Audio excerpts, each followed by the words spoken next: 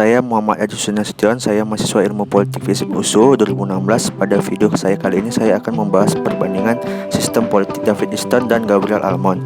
Terima kasih, selamat menonton. Yang pertama saya akan membahas mengenai sistem politik oleh Gabriel Almond.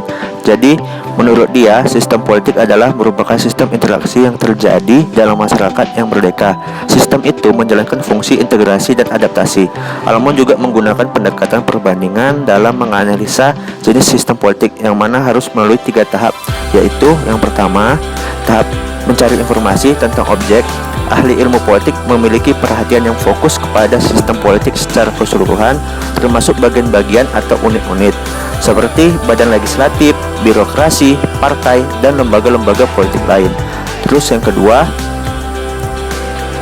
memilah-milah informasi yang dia dapat pada tahap 1 berdasarkan klasifikasi tertentu. Dengan begitu dapat diketahui perbedaan suatu sistem politik yang satu dengan sistem politik yang lain.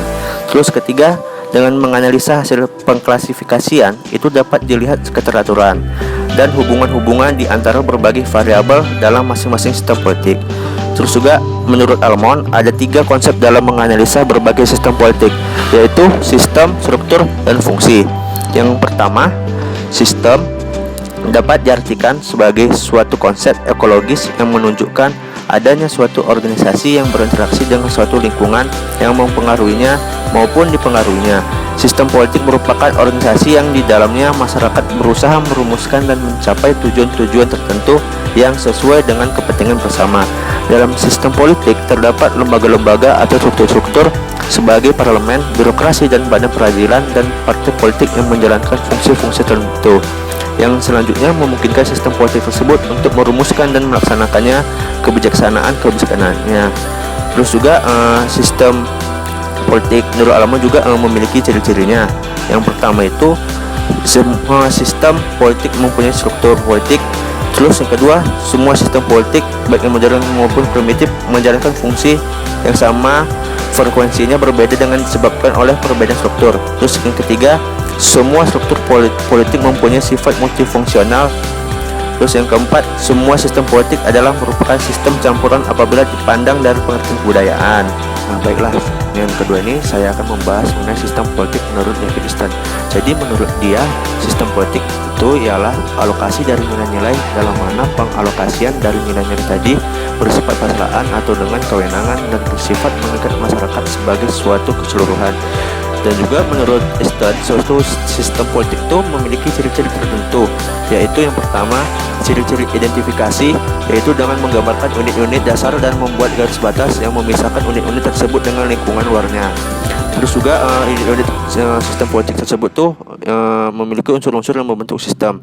Terus yang kedua tuh adanya perbatasan tuh garis batas, yang termasuk sistem politik kurang lebih yang berkaitan dengan pembuatan keputusan-keputusan yang mengikat masyarakat. Terus adanya juga input dan output. Di sini dia mengatakan agar supaya sistem bekerja dengan baik dibutuhkan input yang mengalir secara konstan. Input akan membuat suatu sistem itu dapat berfungsi, dan dengan output kita dapat mengidentifikasi pekerjaan yang dikerjakan oleh sistem itu. Dan juga apa yang terjadi di dalam suatu sistem merupakan akibat dari upaya anggota-anggota sistem yang menanggapi lingkungan yang selalu berubah. Terus yang ketiga itu adanya diferensi dalam suatu sistem, yang dimana anggota-anggota dari suatu sistem paling tidak mengenal pembagian kerja minimal yang memberikan suatu struktur tempat berlangsungnya kegiatan-kegiatan itu. Terus juga adanya integrasi dalam suatu sistem sosial. Suatu sistem harus memiliki mekanisme yang mengintegrasi atau memaksa anggota-anggotanya untuk bekerjasama walaupun dalam keadaan minimal, sehingga mereka dapat membuat keputusan yang otoritatif. Baiklah, terakhir ini saya akan menjelaskan mengenai analisis saya terhadap sistem politik menurut David Easton dan Gabriel Almond. Jadi di analisis saya terdapat keunggulan kelemahan. Jadi di keunggulannya dari pendekatan yang dikembangkan oleh Easton dan Almond, yang pertama itu ialah dalam membuat analisis politik, Easton dan Almond selalu peka akan kompleksitas antara sistem politik dengan sistem sosial yang lebih besar, yang mana sistem politik adalah subsistemnya. Terus yang kedua, kesederhanaan pendekatan. Konsep ini dapat dipakai untuk menganalisis berbagai macam sistem politik demokratis atau otoriter, tradisional atau modern dan sebagainya. Terus yang ketiga, konsep yang diajukan oleh Almond memberi arahan untuk mencari data baru yang terdapat meluaskan cakrawala perhatian ke masyarakat non-barat dan non-modern. Nah, terus saya akan membahas mengenai kelemahan pendekatan yang dikembangkan oleh Ernst Almond. Yang pertama itu ialah analisis yang dikemukakan tidak memberikan rumusan yang terbukti secara empirik.